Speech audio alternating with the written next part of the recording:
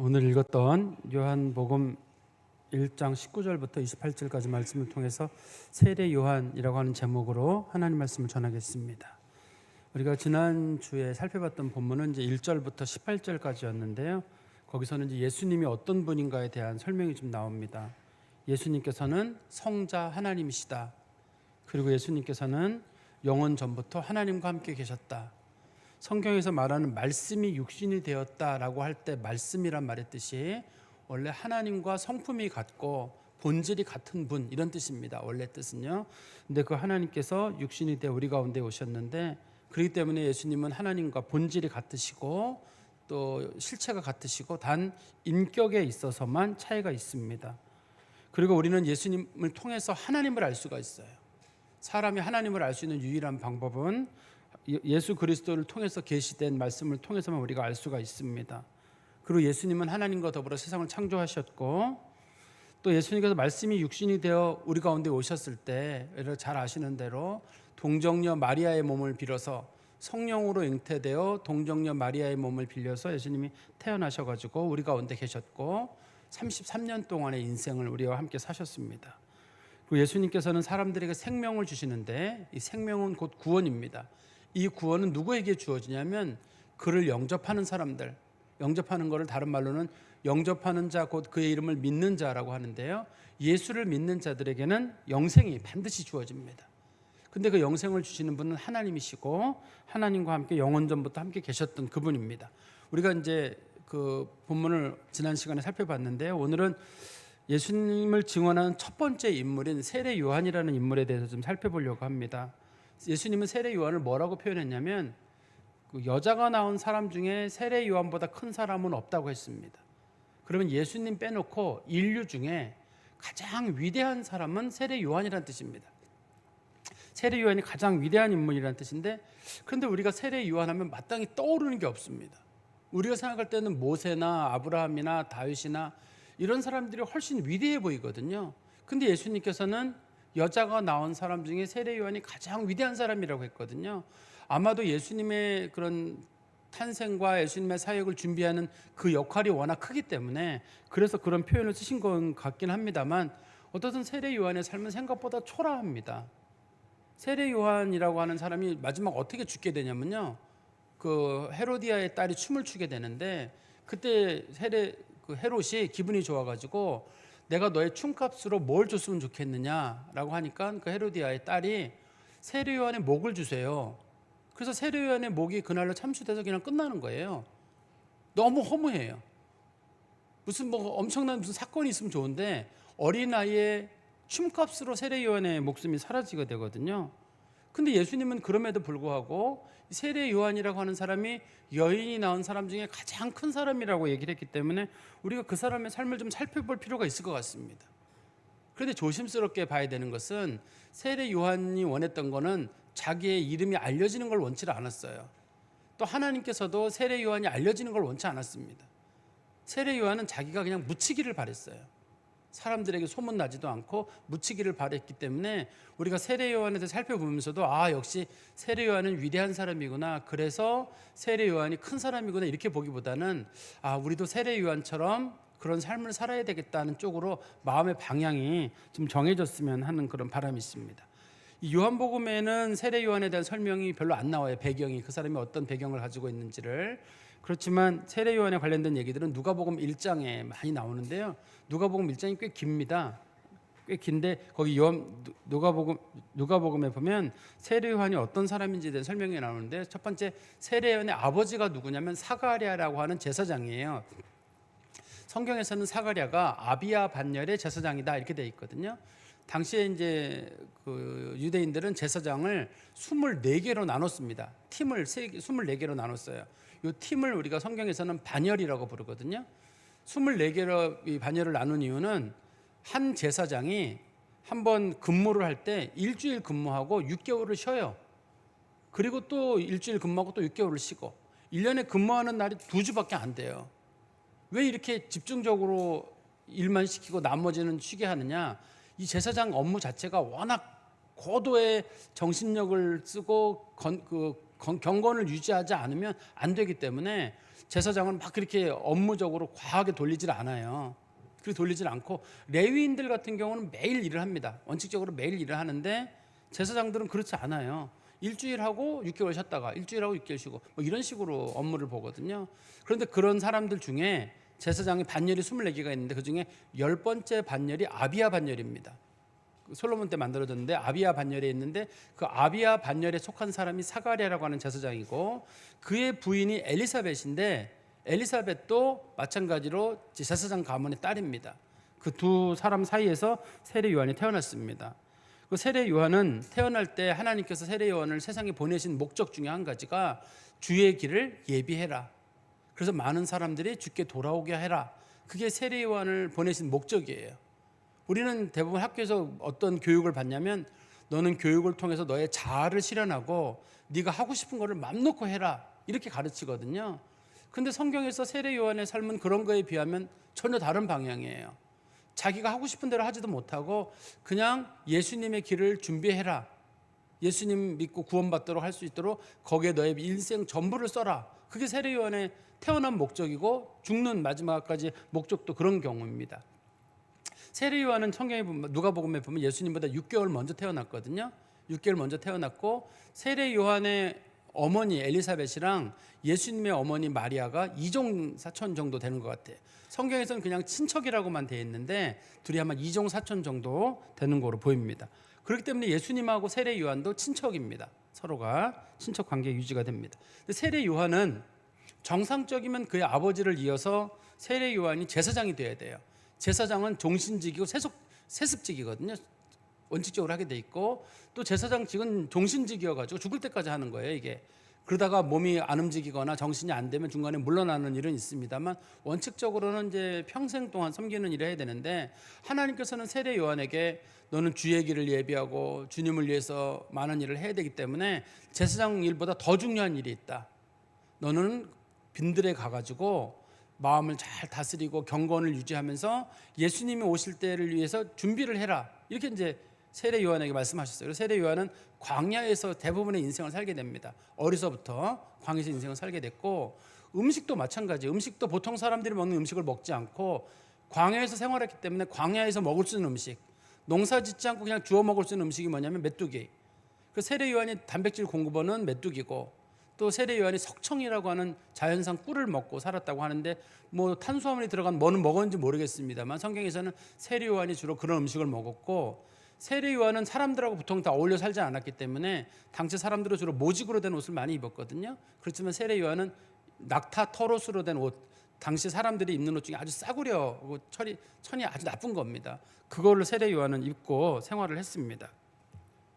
그리고 세례 요한은 와서 어떤 일을 하는 게 목적이었냐면 아까도 말씀드린 대로 예수님을 증언하는 게 목적인데요. 우리 지난 성경에 다시 보시면 1장 6절부터 8절을 제가 지난번에 설명을 안 드렸습니다. 오늘 설명을 드리려고 요한복음 1장 6절에 보시면 하나님께로부터 보내심을 받은 사람이 있으니 그의 이름은 요한이라. 그가 증언하러 왔으니 곧 빛에 대하여 증언하고 모든 사람이 자기로 말미암아 믿게 하려 함이라. 그는 이 빛이 아니요 이 빛에 대하여 증언하러 온 자라. 세례 요한이 온 것은 예수님을 증언하는 게 목적이에요. 자기는 빛이 아니에요. 빛에 대해서 증언하고 빛을 반사시키는 일종의 거울과 같은 역할을 하는 게 세례 요한이에요. 그래서 예수님이 진짜 하나님의 아들이라는 걸 어떻게 알 수 있냐면 세례 요한이라고 하는 사람의 말의 진정성을 통해서 알 수가 있어요. 세례 요한의 삶은 굉장히 힘듭니다. 이게 말로다가 예수 믿으세요, 회개하세요 이렇게만 하는 게 아니라 누가 봤을 때도 그의 삶이 야 진짜 저 사람의 삶은 정말 대단하구나. 저렇게 검소하고 경건하고 하는 그런 삶을 보면 사람들이 저 사람이 하는 말이라면 믿을만 하겠구나. 그런 생각을 할 정도로 세례 요한이라고 하는 사람의 삶은 아주 특별한 그런 삶을 사는 정도였습니다. 그런데 사람들이 볼 때 세례 요한이 진짜 빛인 줄 알았어요. 그러니까 저 사람 빛이란 말은 저 사람이 진짜 메시아인 줄 알았습니다. 그래서 오늘 우리가 읽었던 본문에 보면 나오잖아요. 사람들이 와서 당신이 그리스도냐, 당신이 엘리야냐, 당신이 그 선지자냐라고 자꾸만 물어보는 이유는 사람들이 볼 때 진짜 특별한 사람이에요. 경건 정도나 거룩한 정도나 소박한 삶이거나 당시에 이제 유대인들은 최대한 이렇게 빈궁한 삶을 사는 사람들을 경건으로 봤거든요. 진짜 빈궁하게 정말 하나님만 바라보고 사는 그런 사람이었는데 자기는 말하기를 나는 특별한 사람이 아니라는 거예요. 나는 빛도 아니고 빛에 대해서 증언하러만 온 사람이라고 얘기를 했습니다. 그리고 나서 우리 15절 말씀해 보십시오. 요한이 그에 대하여 예수님에 대하여 증언하여 외쳐 이르되 내가 전에 말하기를 내 뒤에 오시는 이가 나보다 앞선 것은 나보다 먼저 계심이라 한 것이 이 사람을 가리킴이라 하니라. 예수님은 세례 요한의 친척 동생이에요. 6개월 늦은 동생이거든요. 그렇지만 세례 요한은 예수님에 대해서 말하기를 예수님이 나보다 먼저 계신 분이다. 그렇게 얘기를 했어요. 그 얘기는 예수님께서 태초부터 계셨고 또 하나님과 함께 계셨고 영원전부터 계셨던 하나님이라는 것을 세례 요한이 자기의 삶을 통해서 증언하는 겁니다. 근데 자기 사촌이든 혹은 뭐 팔촌이라고 불려지는 그 동생에 대해서 증언할 때 저 사람이 나보다 먼저 있다. 사실 우리 표현으로는 저 사람이 내 형이나 마찬가지다. 이렇게 얘기를 했을 때 아마 주변에 있는 사람들은 이상하게 생각하지 않았을까 하는 그런 생각이 듭니다. 오늘 읽었던 말씀에 보시면 어떻든 세례 요한이라고 하는 사람이 매우 특별한 사람이었기 때문에 사람들은 궁금했어요. 아마도 저 사람이 분명히 메시아인 것 같아요. 자신들이 생각하는.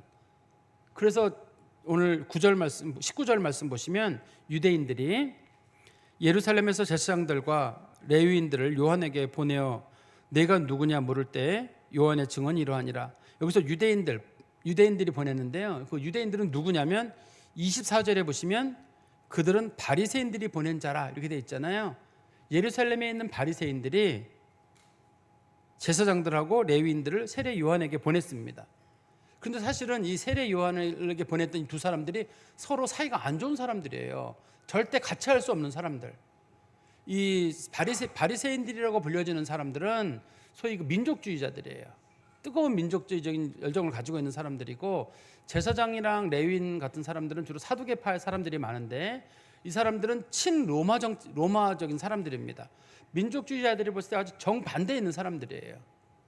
그리고 경건도에 있어서도 바리새인들은 지금 우리는 매우 부정적으로 봅니다만 당시에 사람들에게 존경을 받을 정도로 아주 경건한 사람들이 바리새인들이었고 사두개인들은 특히 제사장들이라고 불려지는 사람들의 상당수는 대부분 정치 행위에 개입된 사람들이었어요. 주로 정치적인 어떤 활동을 많이 하고 대제사장이라는 직분 자체가 정치적인 그런 자리였어요. 그래서 제사장이 종신직임에도 불구하고 암살을 하도 많이 당해가지고 뭐 1년에도 뭐 대여섯 명이 제사장이 바뀔 수 있을 정도로 그렇게 많이 이렇게 그 정치적인 그런 위치를 차지하고 있었는데 그런데도 불구하고 바리새인들이나 제사장과 레위인이 같이 가서 사도 세례 요한에게 물어보는 이유는 세례 요한이라는 인물에 대한 특별함 그리고 저 사람이 아마도 진짜 메시아나 그리스도가 아닐까 하는 그런 나름대로의 어떤 생각. 그러니까 누가 봐도 세례 요한은 아주 특별하고 영성이 있고 뛰어난 사람이었던 건 분명히 보입니다.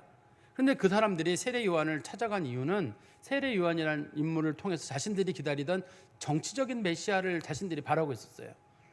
우리는 일제 36년 정도 시간을 보냈습니다만 이스라엘은 로마뿐만 아니라 그 앞에 셀류쿠스 왕조라고 하는 왕조라든지 그다음에 알렉산더 대왕이 다스렸던 헬라 제국이라든지 이런 나라를 통해서 오랫동안 식민 통치를 받고 있었거든요. 그래서 그 사람들이 원했던 게 독립이에요. 근데 세례 요한이라는 인물이 와가지고 뭘 전했냐면 회개하라 천국이 가까웠느니라. 회개하라 하나님의 나라가 가까웠다는 거예요. 그런데 하나님의 나라란 말을 듣는 순간에 우리는 하나님 나라 그러면 천국, 복음 전파 이런 걸 떠올리지만 유대인들은 하나님의 나라는 유대인들이 다스리는 나라예요. 이방인들은 그 밑에서 종으로 노예로 있는 곳. 유대인들이 꿈꾸는 하나님의 나라는 그거거든요 원래. 근데 세례 요한이라는 인물이 나타나가지고 회개하라 하나님 나라가 가까웠다고 하니까 저 사람이 로마라고 하는 나라를 쫓아내고 이제 우리를 새로운 쪽으로 인도를 하려고 하는가 보다 그런 생각이 들었던 거예요. 그래가지고 아마도 저 사람이 전하는 메시지를 들어봤을 때 저 사람이 우리의 지도자가 된 것이 분명하다. 그래서 찾아와가지고 세례 요한에게 물어보게 됩니다. 그 단도직입적으로 물어보죠. 19절에 보십시오. 유대인들이 예루살렘에서 제사장들과 레위인들을 요한에게 보내요. 내가 누구냐? 당신 누구시오? 당신 뭐 하는 사람이냐고 물어봅니다. 그때 요한의 증언이 이러하니라. 요한이 드러내어 말하고 숨기지 아니하니 뭐 어물쩍 말하지 않는 게 아니라 분명하게 말하기를 나는 그리스도가 아니다. 그러면 사람들이 위에서 물어본 말이 혹시 당신이 그리스도시오? 라고 물어봤다는 뜻입니다. 네가 누구냐라는 말의 뜻이, 그 사람들이 담고 있는 말의 뜻이 혹시 당신이 그리스도시오? 히브리 말로는 메시아라고 부르죠. 당신이 메시아요? 라고 물어보니까 이 세례 요한이 말하기를 나는 아니다라고 얘기를 했어요. 두 번째, 그러면 궁금하기를 21절에 또 묻되 그러면 누구냐? 혹시 당신이 엘리야냐? 이렇게 물어봤어요. 엘리야냐고 물어본 이유는 말라기 4장 5절에 보면, 말라기서 4장 5절에 보면 그 메시아가 오기 전에 그 하나님의 심판이 있고 메시아가 오기 바로 전에 하나님께서 엘리야를 보낸다는 게 기록이 돼 있어요. 거기에요. 내가 마지막 날에 엘리야를 보내리라 이렇게 돼 있거든요. 특히 우리가 성경이 잘 아는 대로 엘리야가 살아서 하나님 나라에 갔거든요. 천국에 갔는데 그 엘리야가 다시 올 거라는 그런 간절한 믿음을 가지고 있었어요. 말라기 4장 5절 때문에. 그래서 물어본 거예요. 혹시 당신이 그 메시아를 준비하는 그 엘리야냐라고 물어보니까 아니라는 거예요. 사실 사람들이 엘리야를 기다리는 이유는 엘리야가 무슨 메시아에 대한 준비 그런 것보다는 엘리야가 다시 와서 자신들을 구원해 줄 거라고 믿었거든요. 근데 엘리야가 아니랍니다. 그러니까 또 물어보기를 21절에 또 묻되 내가 그 선지자냐? 여기서 그 선지자는 이 선지자, 저 선지자, 그 선지자, 그럴 때 그 선지자가 아니라 영어에 더 있잖아요. 우리 정관사 더 쓰는 것처럼 진짜 한 분의 선지자, 그런 뜻이에요. 신명기 18장 5절에 신명기 18장 15절에 보면 모세가 예언하기를 때가 되면 하나님께서 나와 같은 선지자를 너희 가운데 세울 것이니 너희는 그의 말을 들으라. 그가 메시아다. 이런 얘기를 한 적이 있어요. 그래서 사람들이 물어보기를 당신이 그 선지자냐라고 물어보는 이유는 당신이 메시아냐, 우리를 마치 모세가 출애굽을 통해 가지고 가나안 땅으로 인도했듯이 우리를 영원한 하나님의 나라로 인도할 만한 그 선지자냐라고 물어보니까 세례 요한이 또 아니라는 거예요. 그러니까 사람들이 너무 궁금하니까 22절에 물어봅니다. 또 말하되 누구냐? 우리를 보낸 이들에게 대답하게 하라. 너는 내게 대하여 무엇이라 하느냐? 당신은 그러면 무엇입니까? 당신 스스로는 당신을 누구라고 생각하고 누구라고 말하겠습니까? 하니까 세례 요한이 말하기를 23절입니다. 이르되 나는 선지자 이사야의 말과 같이 주의 길을 곧게 하라고 광야에서 외치는 자의 소리로라 하니라. 이거는 이제 그 이사야서 40장 3절에 나오는 말씀이거든요.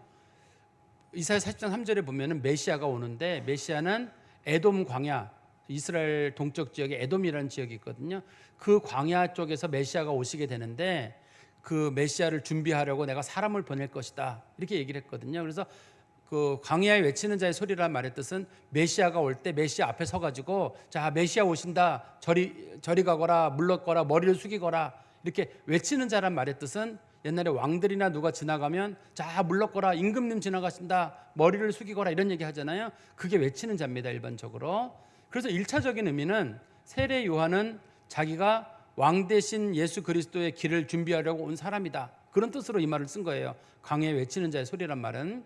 그런데 이 말에 광야에 외치는 자가 아니라 광야에 외치는 자의 소리라고 자기 자신을 표현할 때는 광야에 외치는 자라는 말과 광야에 외치는 자의 소리라는 말이 느낌이 달라요. 거기서 광야에 외치는 자 그러면 주의 길을 준비하는 사람이잖아요. 그런데 광야에 외치는 자의 소리라는 말의 뜻은 자기는 사람도 아니고 소리에 불과하다는 거예요. 자기는 그냥 소리를 지르는 정도의 사용된 존재이고 나는 사람도 아니고 그냥 하나님께서 나를 목소리로 사용하셔서 예수 그리스도를 준비하라고 하는 그런 존재에 불과하다는 거죠.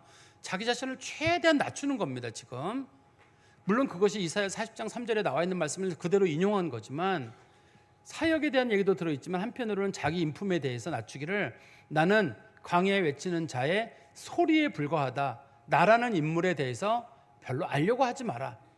알만한 가치도 없는 사람이다. 광야에 외치는 자는 알만해요. 그렇지만 광야에 외치는 자의 소리라고 불려지는 사람에 대해서는 별로 관심을 두지 말라는 거예요. 세례 요한의 말을 우리식 말로 바꾸면 나한테 별로 관심 두지 마세요. 내가 누군지, 내가 뭐 하는 사람인지 아무 관심도 두지 말고 나에 대해서 알려고도 하지 말라, 이렇게 얘기를 하는 겁니다. 그리고 25절에 보시면 또 물어 이르되 내가 만일 그리스도도 아니요 엘리야도 아니요 그 선지자도 아닐진데 어찌하여 세례를 베푸느냐. 이게 사람들이 세례 요한을 찾아온 또 하나의 직접적인 이유거든요. 세례 요한에게 물어보길 당신 왜 세례를 주냐는 거예요.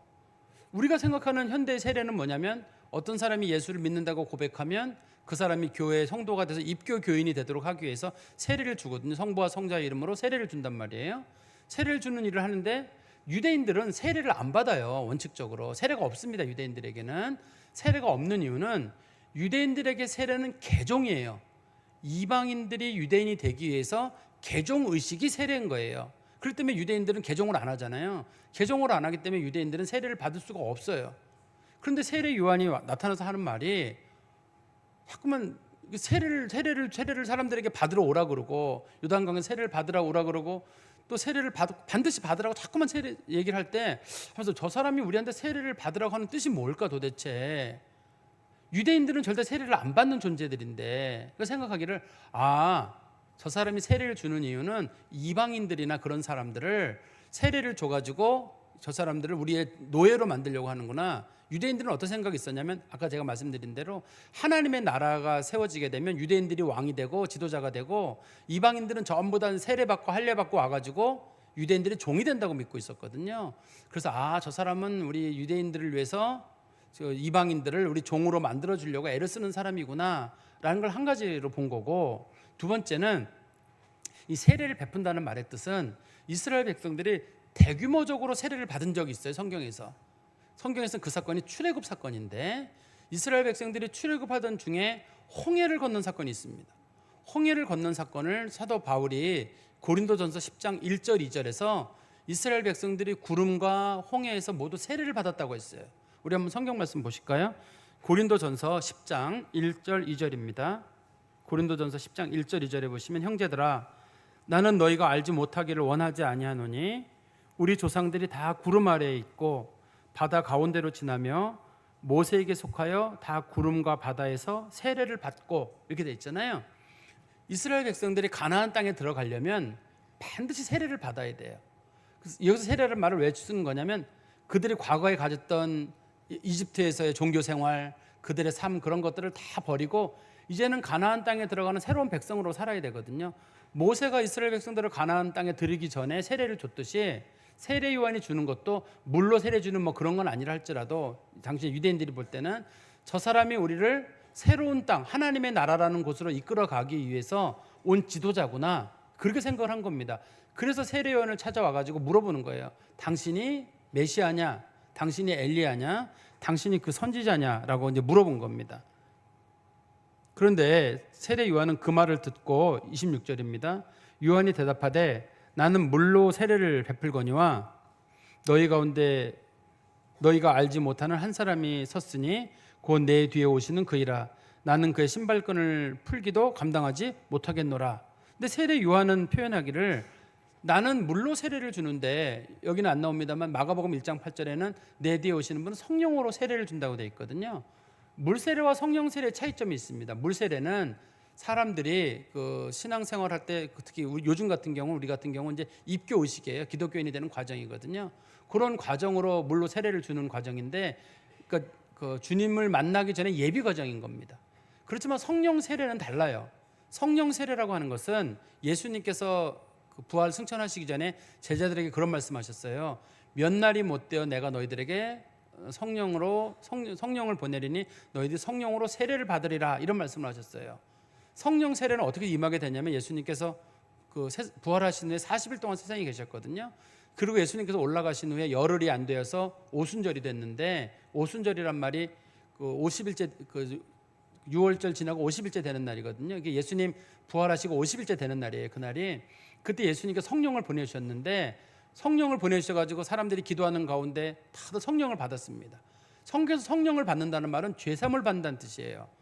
예수님께서 그들에게 성령 세례를 준다는 말은 죄사함을 준다, 구원을 준다, 하나님의 백성을 삼는다는 뜻이거든요. 세례 요한이 말하기를 나는 물로 세례를 주는 것은 여러분들이 깨어 있으라고 여러분들이 각성하라고 나는 물로 세례를 주는 거지만 실제로 이 예수님께서 오셔서는 성령으로 세례를 주시는데 그는 이 세례를 통해 가지고 사람들을 구원하시는 그런 역할을 하시는 분이라는 거예요. 예수님은. 그래서 예수님은 메시아고 여러분들을 구원할 분이시고 나는 예수님을 위해서 준비하는 자에 불과하다. 그런데도 불구하고 사람들이 자꾸만 자기를 높이니까 세례 요한은 말하기를 나는 그의 신발끈을 풀기도 감당하지 못하겠다. 당시에 사람들은 어떤 신발을 신었냐면 요즘 사람들이 그 영화 같은 데 보면 로마 사람들이 신는 로만 샌들이라는 게 있습니다. 로만 샌들을 신었는데 그게 가죽인데다가 사람들이 맨발로 다니고 길이 지저분해서 냄새가 많이 나요. 그래서 일반 집에서 지금 생활이 넉넉한 집에서는 종들을 뒀는데 이 종들 중에서도 제일 그 급이 낮은 사람, 그 사람이 이 사람들 그 신발 풀어주고 발을 닦아주는 일을 했어요. 그래서 세례 요한이 나는 그의 신발끈을 풀게도 감당치 못한다는 말의 뜻은 나는 그 종보다 더 낮은 존재라는 얘기예요. 나는 예수님에 비하면 신발끈을 푸는 종 중에서 가장 낮은 종이거든요. 그 종보다 더 낮은 존재다. 나는 정말 아무 쓸모도 없는 그런 존재다라고 지금 자기 자신을 말하고 있는 겁니다. 요한이 자기 자신을 굉장히 낮춘 거예요. 그리고 요한복음 3장에도 가면은 사람들이 세례 요한을 찾아가고 얘기를 했어요.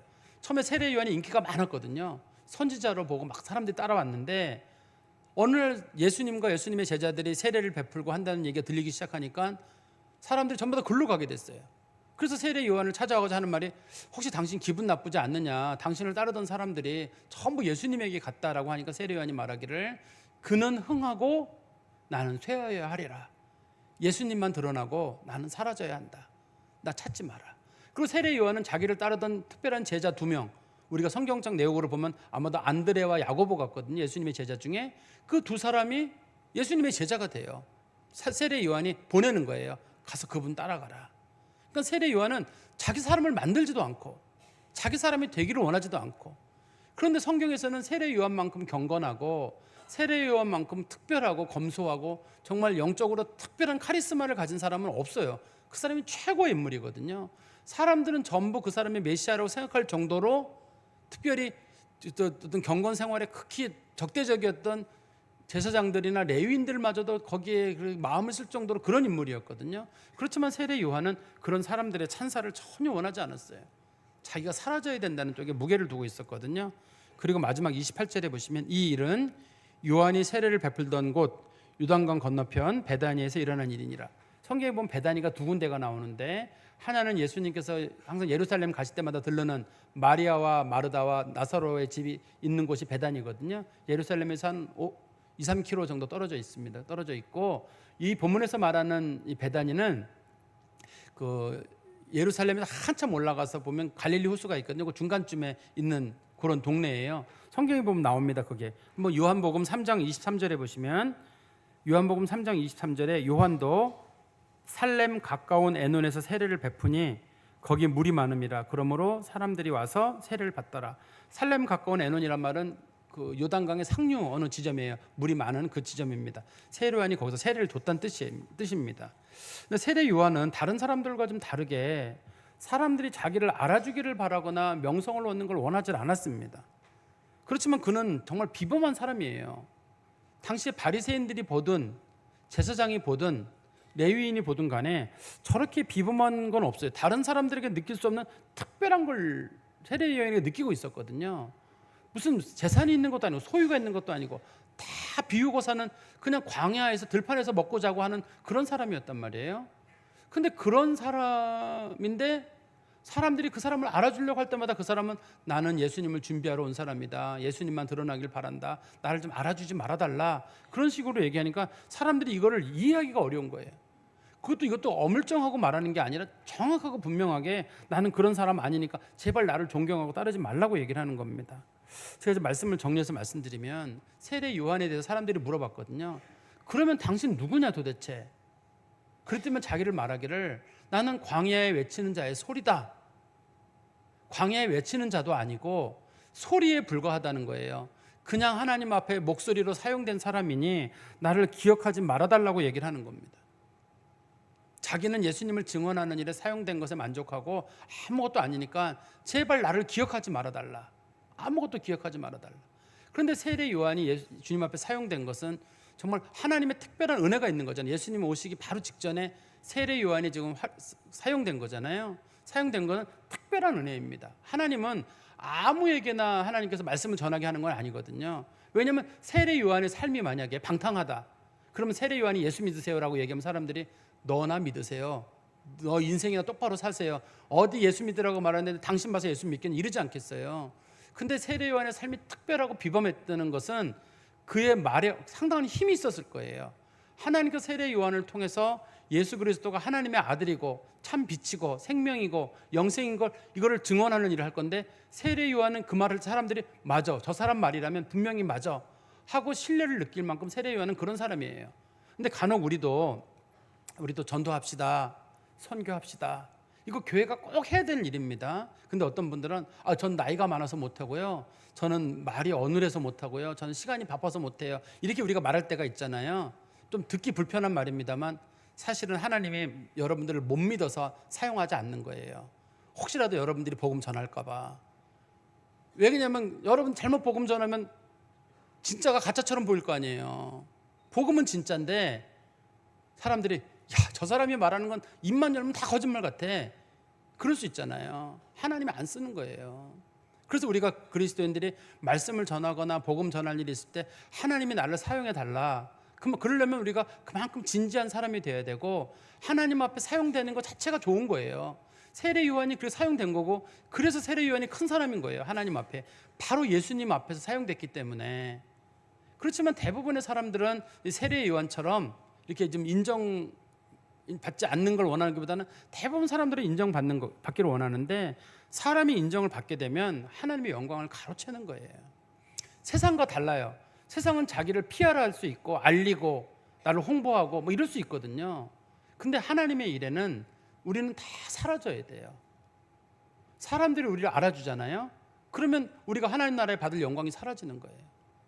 미련한 사람들이 알아주기를 바라는 사람들, 보통 사람들은 내가 뭐 수고했을 때 수고했습니다, 수고했다는 말 안 하면 서운하고 막 그러거든요, 보통의 경우는. 그래서 우리가 수고했다는 말을 하고 서로 이렇게 합니다만, 물론 수고했다는 말을 자체를 하는 것 자체가 나쁜 건 아닐 겁니다. 서로 칭찬도 하고 할 수 있는데, 이런 것들을 너무 즐기게 되는 경우 저들은 벌써 저희의 상을 받았느니라, 이렇게 예수님 말씀하시잖아요. 오른손이 하는 일을 왼손이 모르게 하라고 말하면서 너희들이 알게 하게 되면 너희들의 상을 이미 받는 것이다. 그러니까 우리가 어떤 일을 할 때 사람들이 우리를 안 알아주는 거예요. 교회를 열심히 하는데 안 알아줘요. 그럼 서운하거든요. 근데 진짜 신앙인들은 너무 고마워요, 안 알아주는 게. 하나님 나라 상이 있으니까요. 너무 억울한 일이 많아요. 이 교회 일도 하다 보면 세상 가운데 억울한 일이 참 많거든요. 그런데 그거 변명하지 않아요. 하나님이 알아주시면 됐죠 뭐. 세례 요한이 원하는 것도 그거잖아요. 사람들이 나를 알아주면 뭐래요. 어차피 다 그 사람들 사라질 건데. 하나님이 나를 알아주면 되는 거잖아요. 하나님이 알아주길 바랬기 때문에 세례 요한은 최대한 자기를 숨기고 자기를 낮추고, 그래서 그리스도인들이 칭찬 듣는 것보다는 때로는 비난 듣는 게 좋을 수도 있어요. 사람들이 막 뭐라고 얘기하는데 내가 열심히 살았는데 비난을 듣는다, 억울한 일을 겪는다, 기분 나쁘죠. 그렇지만 생각해보면 하늘에 상이 있을 거거든요. 그 다음에 편안하고 즐거운 일보다도 때로는 고난을 겪는 일도 좋을 때가 있어요. 그런 고난을 겪으면서 우리가 어려운 사람들의 마음을 돌아보기도 하고, 내가 자랑하고 싶은 마음도 없어지거든요. 사람이 조금 평안해지고 좀 나으면 왠지 자랑하고 싶어지는데 그런 마음도 없어지게 됩니다. 우리가 할 수 있는 일은 뭐냐면 최대한 예수를 드러내는 일이고 사라지는 거예요. 저는 우리 교인들은 세상 사람들과 좀 다른 가치를 가지고 살았으면 좋겠어요.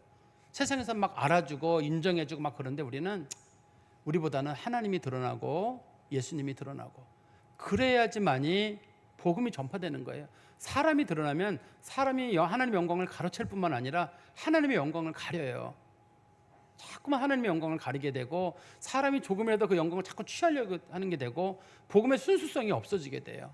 최대한 우리는 세례 요한처럼 주님을 높이고 주님만 드러나고 우리는 사라지는 그런 것들을 우리는 그리스도인들의 도리어 자랑으로 여길 줄 아는, 그런, 혹시라도 여러분들이 억울한 일을 당하거나 힘든 일을 당할 때에도 감사하자 하는 마음으로 마음을 추스르는 성도 되시기를 간절히 소망합니다. 기도하겠습니다. 하나님 아버지, 주님 안에 감사합니다. 주께서 세례 요한을 통해서 하나님의 말씀을 힘있게 전하셨고, 그를 그리스도의 말씀을 전하는 전령으로 사용하사 그리스도의 복음이 제대로 전해지는 일에 세례 요한을 분명히 사용하셨음을 저희가 믿습니다. 그가 하나님 말씀을 전할 만한 그릇이 되지 않았다면 도리어 하나님 말씀에 걸림돌이 되었을 것이나, 그는 자기를 다 비워서 그 그릇에 그리스도를 채우므로 사람들은 요한을 보지 아니하고 그 그릇에 담긴 그리스도를 보았고 그의 정결한 삶에 담겨진 그리스도를 보고 예수가 하나님이시고 태초부터 계셨고 말씀이셨고 육신을 입고 우리 가운데 오신 분이신 것을 분명히 알았습니다. 우리들의 삶이 예수를 증언하는 삶이 되게 하시고 우리들의 입술이 예수를 증언하는 입술이 되되 우리는 겸손해지고 우리는 낮아지는 은혜가 있게 하여 주시옵소서. 예수 그리스도의 이름으로 기도하옵나이다. 아멘.